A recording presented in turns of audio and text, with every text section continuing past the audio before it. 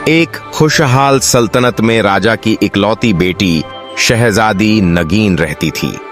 वह न सिर्फ बेहद सुंदर थी बल्कि बुद्धिमान, धैर्यवान और समझदार भी थी। राजा और रानी उसे दिलो जान से चाहते थे। जब शहजादी जवान हुई तो महल में उसकी शादी की बातें शुरू हो गईं। कुछ ही दिनों में पड़ोसी देशों से 2 शहजादों के रिश्ते आए। एक शहजादा था जरियाब, बहादुर, नेकदिल और बुद्धिमान। दूसरा था दिलजार, जो दिखने में अच्छा जरूर था लेकिन दिल में लालच और साजिश छुपाए बैठा था। रानी फैसला नहीं कर पाई, इसलिए उन्होंने शहजादी से राय पूछी। शहजादी ने शिष्टाचार से कहा, अम्मी हजूर, मैं आपके हर फैसले को स्वीकार करती हूँ। उस रात जब शहजादी महल के बगीचे में टहल रही थी, अचानक नीली रोशनी चमकी। वहां प्रकट हुई जुजुली मैजिक फेरी।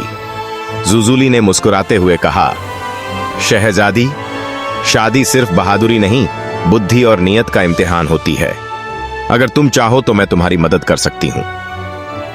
जुजुली की बात सुनकर शहजादी ने 3 शर्तें रखने का फैसला किया ताकि असली इंसान पहचाना जा सके।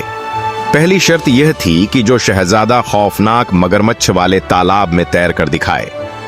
दूसरी शर्त यह थी कि जो दीग भर चावल खाकर दिखाए। तीसरी शर्त यह थी कि जो सोए हुए घोड़े पर सवार होकर दिखाए। दिलजार ने तालाब में मगरमच्छ देखते ही हाथ खड़े कर दिए और डर के मारे वापस चला गया। लेकिन जरियाब ने बुद्धिमानी से काम लिया। उसने अपने साथी की मदद से मगरमच्छ को पकड़वाकर नदी में छोड़ दिया और आराम से तालाब में तैरकर दिखा दिया। दूसरी शर्त में उसने छोटी सी दीग दिखाकर शर्त पूरी की। शहजादी हंस पड़ी और जुजुली फेरी दूर से खुशी से ताली बजाने लगी।